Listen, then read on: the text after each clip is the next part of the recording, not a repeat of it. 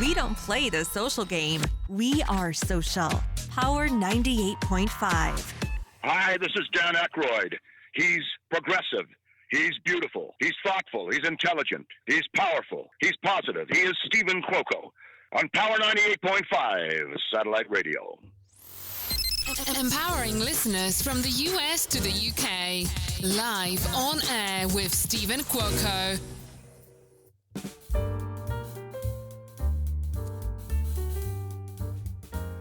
Crisp and vibrant and feeling very, very fall. Halloween-like. Are you guys getting ready for a great holiday weekend? I've got a couple of VIP private parties I'm going to. They're always the best. And no, I am not dressing up. I like to come as myself, and then this way everyone will know who they're talking to without having a mask or paint or anything on my face. I would just want to make it very clear as to this is the face you're talking to, and no matter what sort of conversation we're having, I want you to remember what I look like. You know, it's going to be as simple as that. Good morning, good afternoon, and good evening. No matter where you are at in the world, you're listening to Live on Air with Stephen Cuoco on Power 98.5 Satellite Radio, power985.com. Taking a breath in this moment. I'm looking outside. It is a very cozy day. I slept into almost 10 o'clock Pacific time. And it felt really, really good. But let's not escape. I did wake up around 5:30. Sometimes that'll happen. I'll wake up at 2, 3, 4 o'clock in the morning. Today was actually 5:31 in the morning. I did meditation. And it actually surprised me that I woke up as late as I did, because I'm normally up by 6, 7 o'clock in the morning. The latest, 7:30, 8. And there was just something about that 5:30 in the morning meditation that just did wonders on my emotional and mental well-being today. So the message and the inspiration that I have for you is, don't get upset if you're waking up too early in the morning or something's happening with a time change. Work with it. Instead of resisting it, work with it. That's what life's all about. Things will happen, and we've got to decide, how are we going to face what is being presented in front of us. And feel strong, feel good. Feel and know that you've got power in your life to make any decisions. And in that decision, it will change the direction of where you're going to go emotionally, mentally, and even how your day is going to turn out. And what I love of how today is going to turn out and how it is turning out is we've got actor, musician, director, and producer Daniel Hall with us today. We've been excited to get him on. He did a movie, Oblivious. And he's best known as Scott Grainger on the long-running daytime TV series The Young and the Restless. He was on Mad Men, Graceland, and more. He's an incredible man, human being. I'm going to add this in again. Actor, musician, director, and producer. And I can't wait to attend one of his red carpets.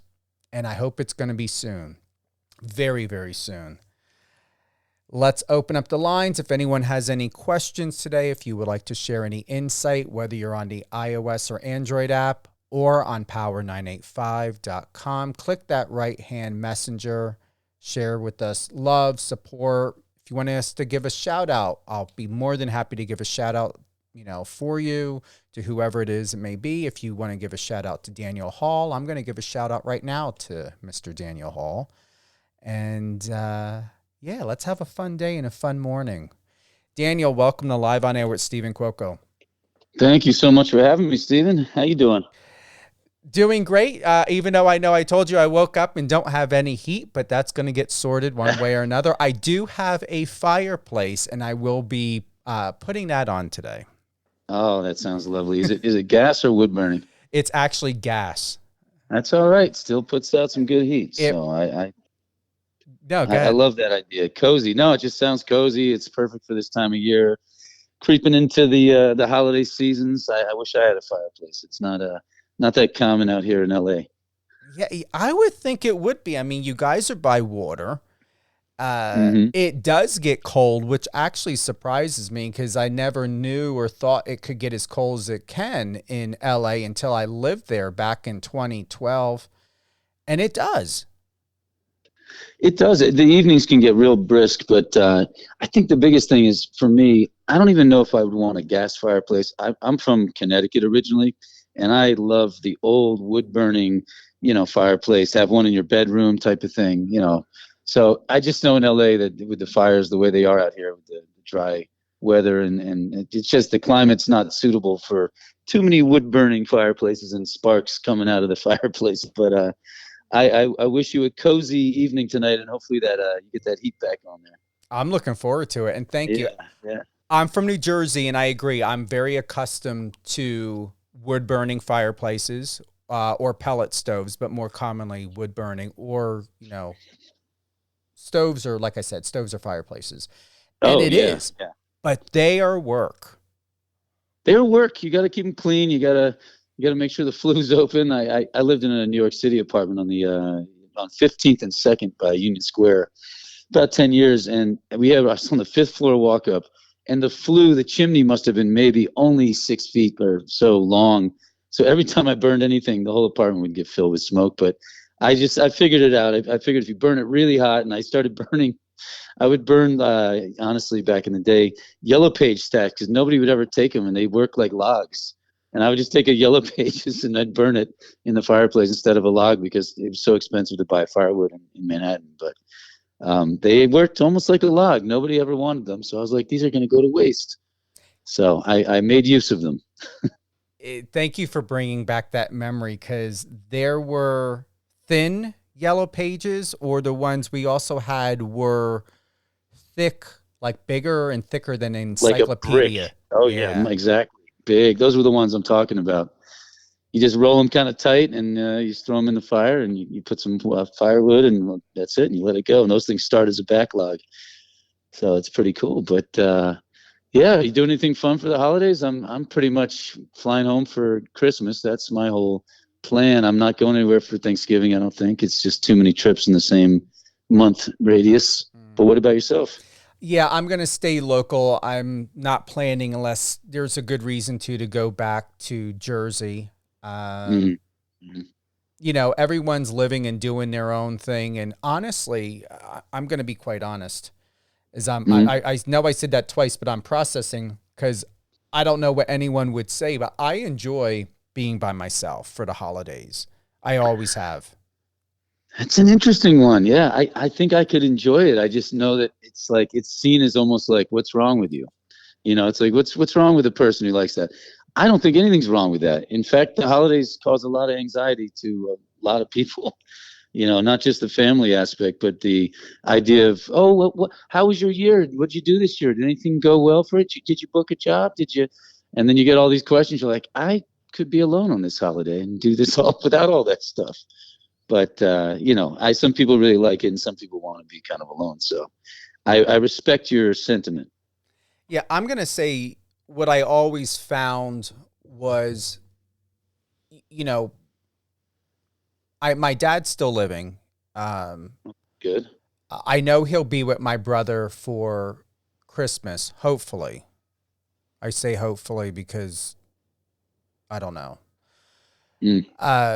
I don't talk to my brother. I don't, I have, had words with him and everything, but yeah, the thing of it is, and as I'm processing what we're talking about right now, and where I'm going, about to lead into, is what I find is friends and family, as much as I love them and I appreciate them and they've helped me get to where I'm at today, is they seem to always remain stuck in what they remember and what they know you as from childhood, or what they want to remember you as from the last time that they saw you. And it seems as though every time I see or go back to Jersey and I'm around my friends and family, if I am, they seem to want to have me pull the teenager Steven or the 20-some-year-olds.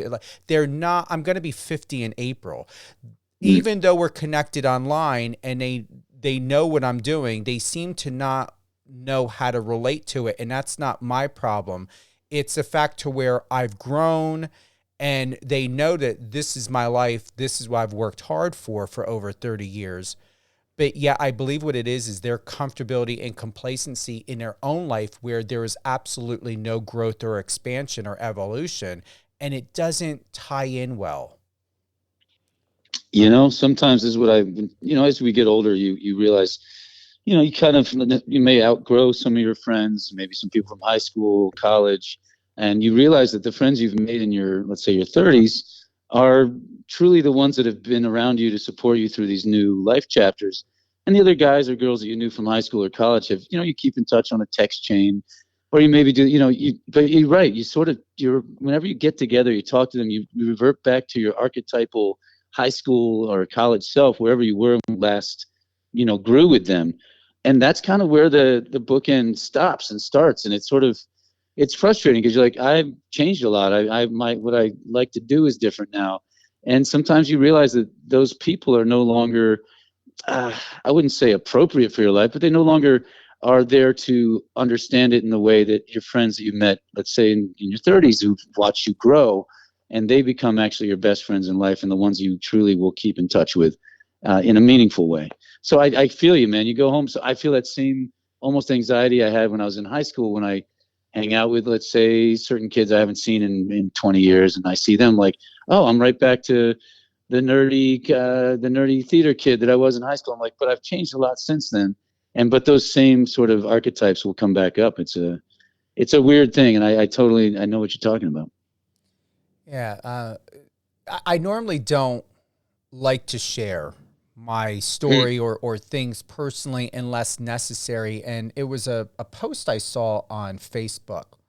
And God bless this kid. He was, you know, talking about and sharing how, you know, he's been successful more in the last year than he has in the last 9 years, and does TEDx talks and does other things and workshops and events, all by telling his story and encouraging, you know, in the post, which I respect, to tell your story. However, I always felt that for myself and from working in mental health for 15 years, there needs to be a darn good reason to constantly share over and over and over again from trials to triumphs, because consciously that may work and help with book sales and events and ticket sales and everything else. But subconsciously and emotionally, I believe it can tend to wreak havoc in a very, you know, non-intrusive way, Daniel, but in a way to where when you heal from something and you've evolved and grown, that is no longer part of your story. It's no longer part of your life. It becomes an experience. But to relive that experience, which the mind and the brain will always go back, and this is a medical scientific fact, it will always go back and remember and even potentially experience what those feelings and emotions were. And I don't like I'm going to call it tactic of trying to relate and to help other people by saying, oh, I was in pain. I remember what it's like to be in pain, and look at how successful and how much I healed. And this is why I feel that you need to invest in me and buy this and buy that in order to heal yourself. I just don't like that way of thinking. I agree with you. I think once you've kind of moved past, I don't want to say moved and put it behind you, didn't deal with it, but let's say you've dealt with something a past loved one or a chapter of your life where you felt you regretted something or the way you acted. Yeah, if you open that up every couple months or a year and you keep talking about it, you bring it in, it to me gives it power, and even your brain will release those chemicals that you had released in that moment of fear and anxiety and guilt or whatever you went through and pain. And I think the more you deal with it, if you've already dealt with it, the more you bring it open and talk about it again and share it. I don't think it is helpful. I think it's important to move on from something and up from something and not just like running away from it. Because if you've dealt with it, you've dealt with it. And so when people, I think friends also have a responsibility that they know you've been through something to let that go and not be like, oh, but you dealt with, do you still think about him or her? Or do you still think about that? That's not helpful, even though it may feel like you're thinking about them and saying, can I help you with something? But it's just reopening a trauma that is not necessary to unearth again once you've dealt with it. And I think you're absolutely right with that. I appreciate that, and I agree. And it was just something fresh and new. And as we're sharing and communicating here, that's what I was processing in the information is, where do I want to go? Where do I want to go with you? Where do I want to, first off, and more importantly, where do I want to go in myself emotionally and mentally in what I'm about to say to you, and, you know, talking about family and holidays and going back to the East Coast. And, you know, I'm at peace, completely at peace, Daniel. Oh, I'm very, I'm envious because, I as much as I attempt to be at peace every day, I feel like I'm at peace with who I am and what I've done with my life and all that kind of emotional feelings. But the world itself right now is causing a lot of people, and me a little bit, but everybody is really aware of the tumultuous chapter we are in with just feelings of anti-Semitism with the Middle East and things that are going on there, and then with the war in Ukraine, and then at home with our own feelings of the economy. There's a lot of things. So yes, I'm at peace, but at the same time, I think people are going through so much with this. I mean, the person up, not to bring up dark things, man, but it's just in our face every day, the way the news cycle is. It's been really heavy for 3+ years with the pandemic rolling into strikes, rolling into, you know, stress about the economy, about that. You can go on about it.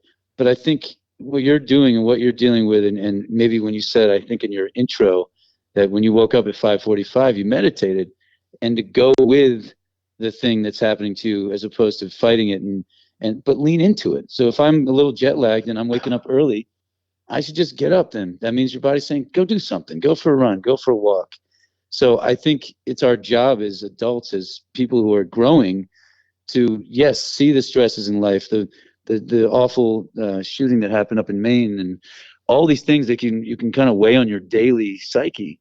It's our job as people to not rise above it, but to move through it, and then to continue growing and take what you can from it, find something you can learn, and then hopefully share that with people around you and keep everyone on a positive spin, because it's pretty easy these days to get kind of down and feel like, what's the point, you know? You worded it perfectly. Oh, well, thanks. I thought I was rambling. But. No. And you should create a t-shirt or something on it, or even a hat. It would look perfect on you. Lean into it. That's what you said. Lean into it. Yeah. Lean into it, man. I mean, this is going to sound whatever, but if you ever, in LA, it's legal to smoke marijuana, and it's an interesting thing out here. And, you know, some people, it's not the same as when I first ever tried that. I was like 13 or 14, I don't remember. And I got really too uncomfortably high with it. And now people have this crazy stuff out here. And like, the deal is, if you ever find yourself in any situation where it's overstimulated, the crowd, there's too many people, you have a bit of agoraphobia, or even, not to say anything about this, but if you got a little bit too buzzed on a little bit of marijuana, lean into those feelings, because if you fight something, your body will react in fear, anxiety. And I don't mean to talk about it as like the drugs, and I don't do drugs, I don't mess with anything.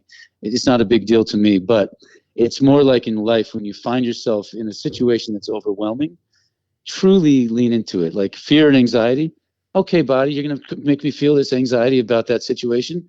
It's not going to kill me. That panic attack's not going to kill me.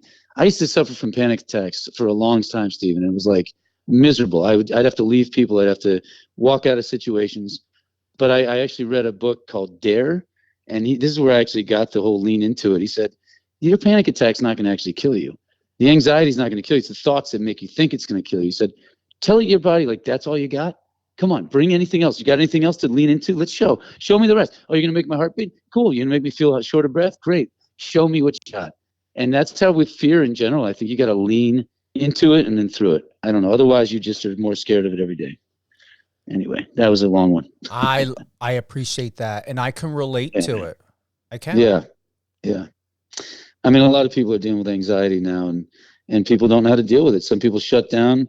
Some people medicate. Some people just run from it. I don't even know. Some people don't deal with it, and then they take it out on their partner or their friends, and you suddenly like, why is that person so having such a bad day? And it has usually nothing to do with you. It's not personal. But the way we are is we react to outside stimulus if we haven't dealt with our internal stimulus.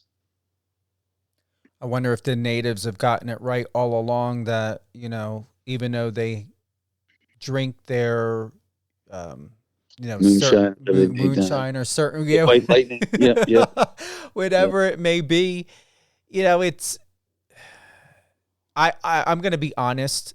I can see why people turn to certain addictions, codependencies, because it can be scary. It can be really scary. Not only to know that no matter who and what's in your life, Daniel, it can still feel alone and it can still feel lonely, even with a support system, when the self believes that no one else would ever understand what you're going through. 100%.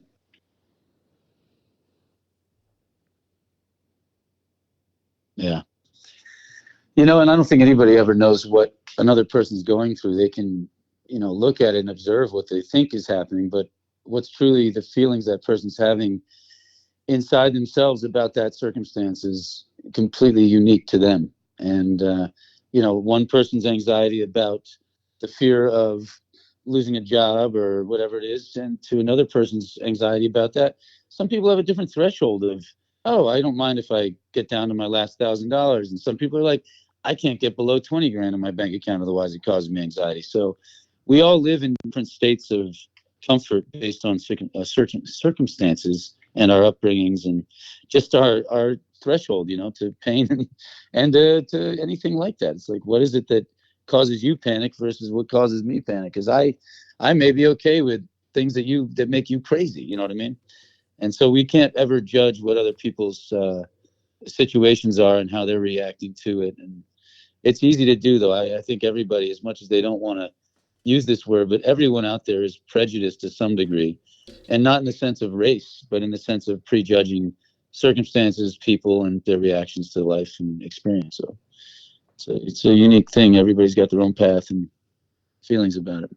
Well, even all the way down to there was a post on Instagram 2 days ago where I believe the government or so was going to be suing Mark Zuckerberg and Facebook about the issues of social media, the mental health, how they're using tactics that are really harming people, especially young kids. And that is the thing. It's the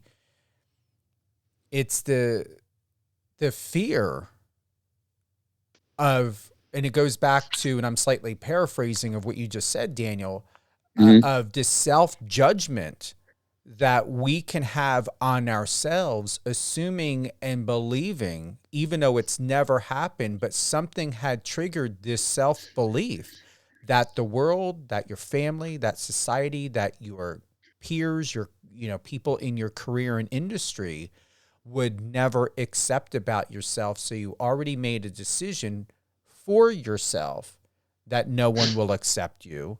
And so these are the play-ons of travesties that happen of self-abuse. Yeah, it's unbelievable. And I think anyone in the creative arts, anything from painting to singing to music to writing to anything like that, anything creative where you're putting yourself out there. It is easy to say, oh, no one's going to like that. Yeah. And you can really kick yourself to the point where you'll never be successful because you won't allow yourself to be seen because you're afraid of what the judgment will be. And that comes from whomever, whatever your whole nurture versus nature situation was. And I just think it's too bad that we do that to ourselves. And to wake up every day and say, as cliche and cheesy as all this is, I am enough. I am interesting. I don't have to do anything but be interested. I don't have to try to be interesting. And that's a big thing that an acting coach told me is you truly will be good on camera and interesting if you are just interested.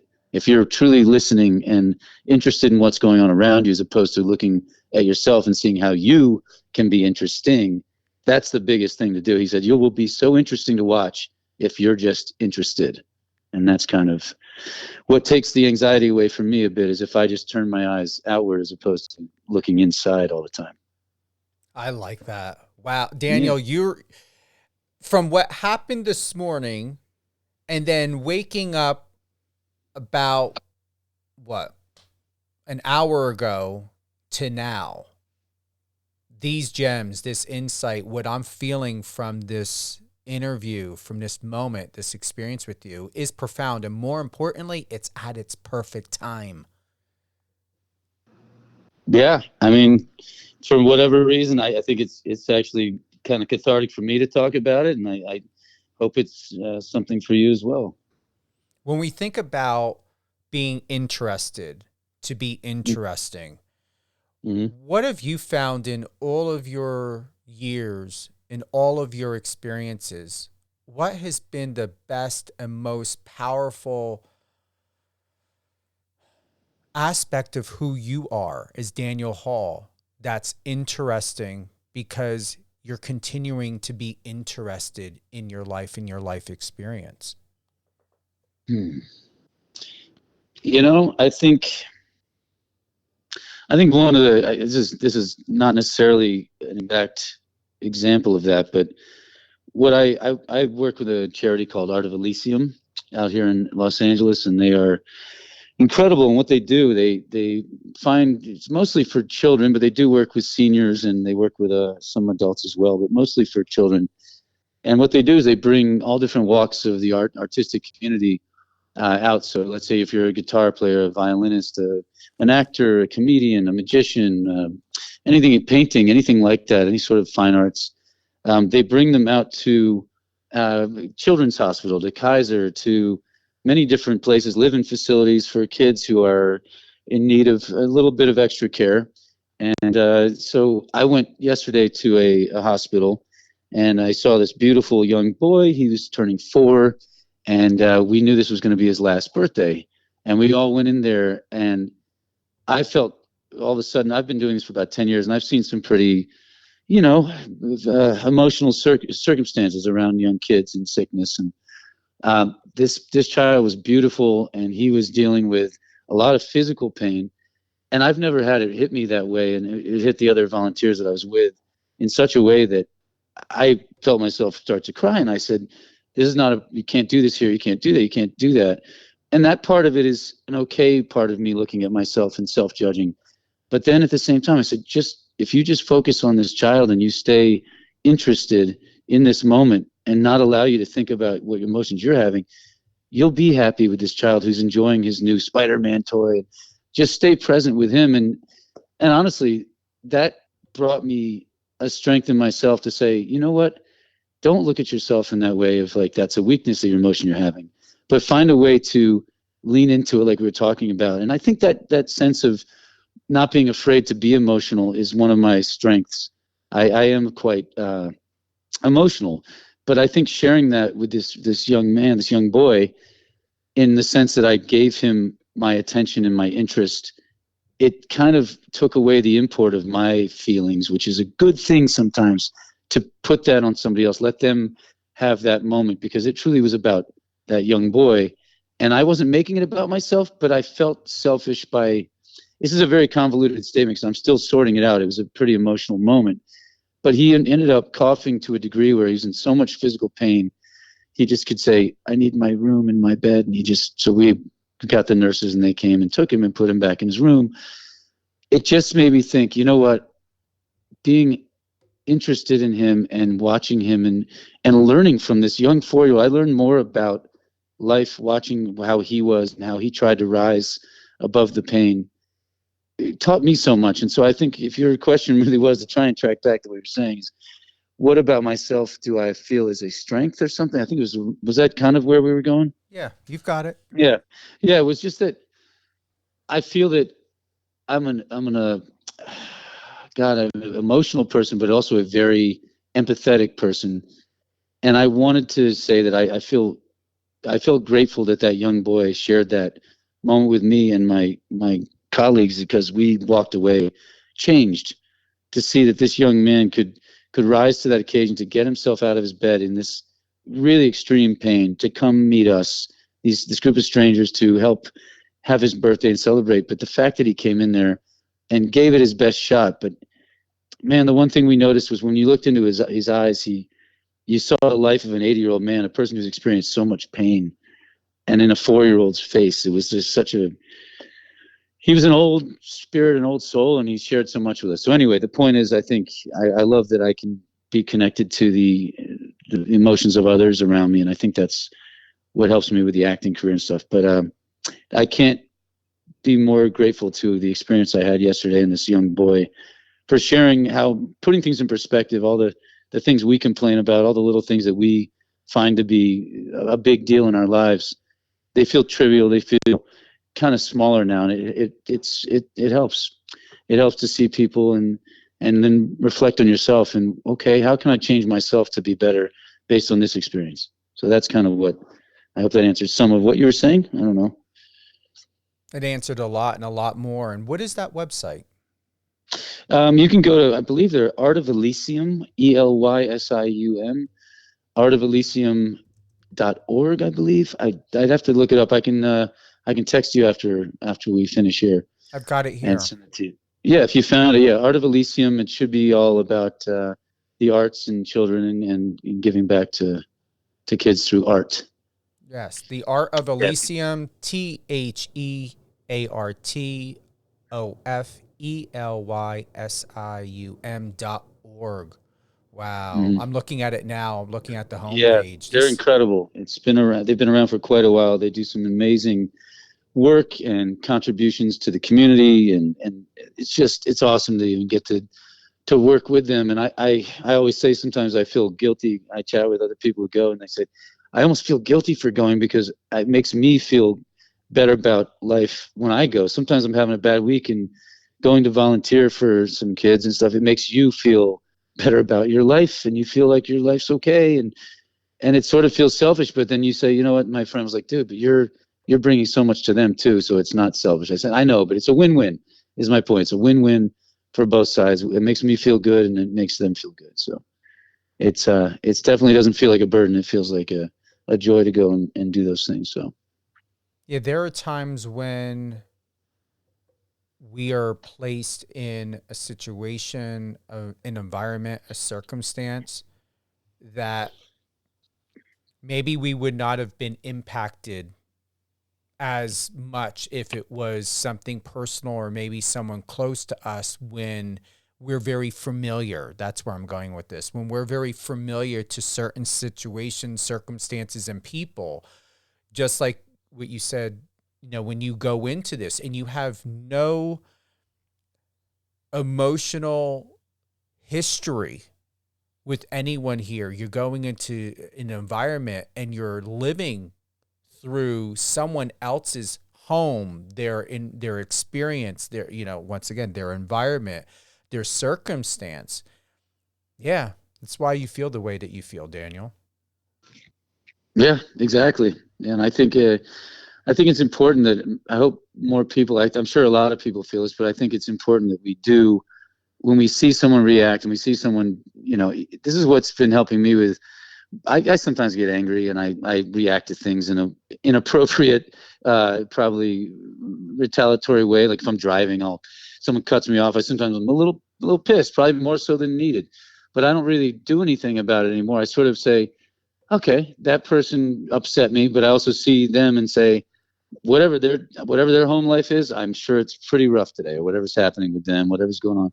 And I'm learning to do that. I'm not saying that's how I am every morning. Some days I feel like I'm the jerk. I don't want to say any words here. But I think it's important that we look and realize that other people are coming from who knows what kind of day, who knows what kind of experience.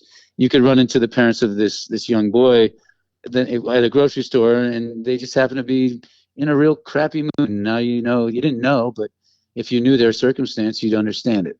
And I think it's important that we give each other a little bit of the benefit of the doubt, especially when the world feels like it's just at odds, politically and emotionally, and just everything's been a tough time.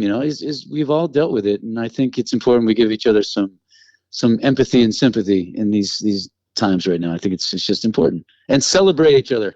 Man, you got to celebrate the little things, and just celebrate just getting to see each other and have a coffee. You celebrate that moment.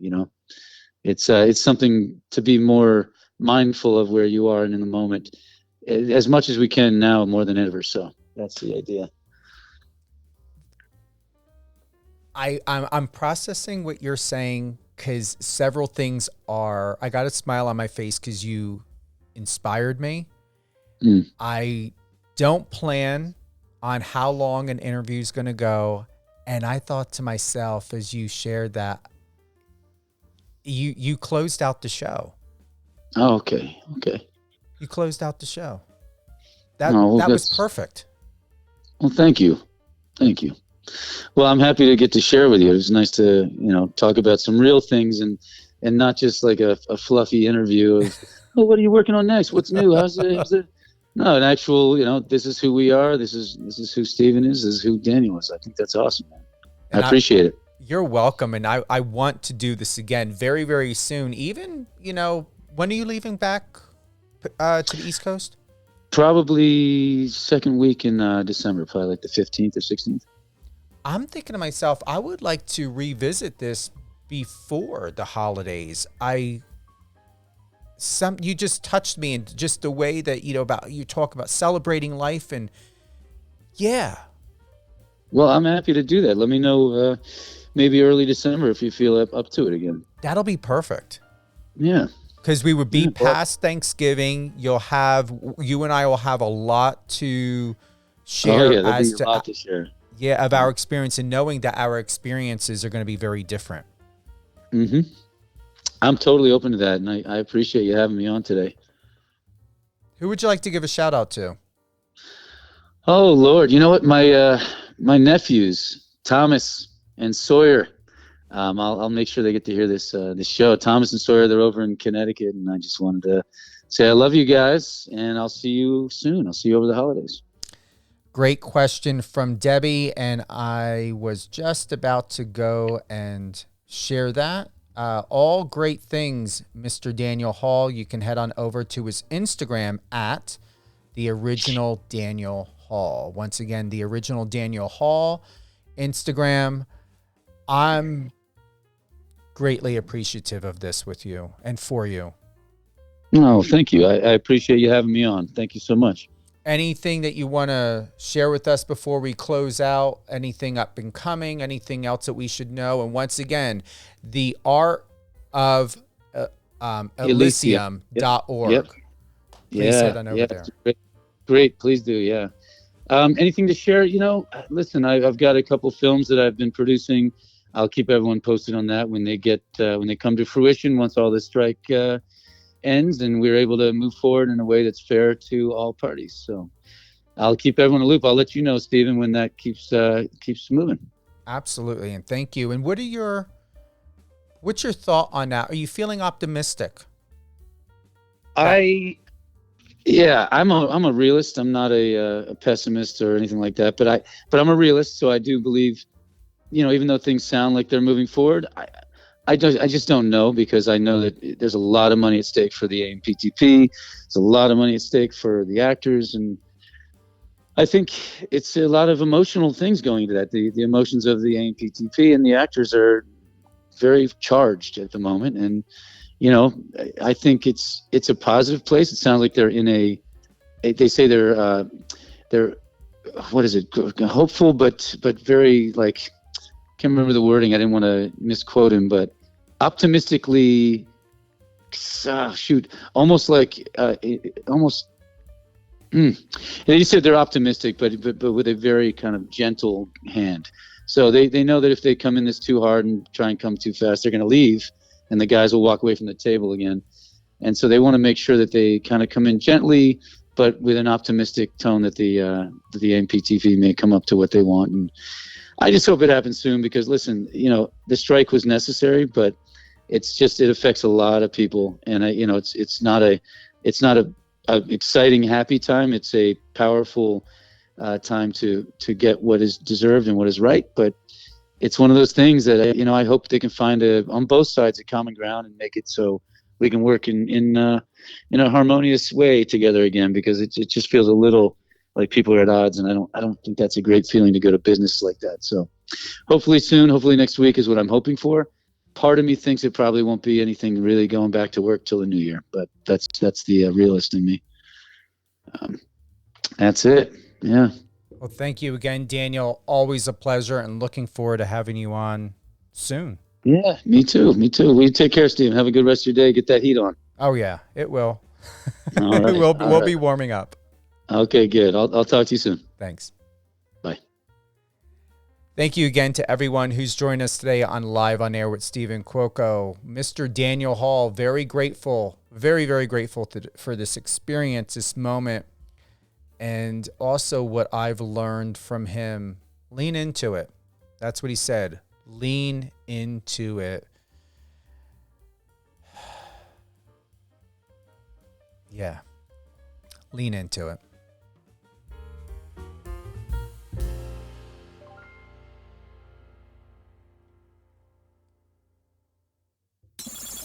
Friend us on your socials and let's connect.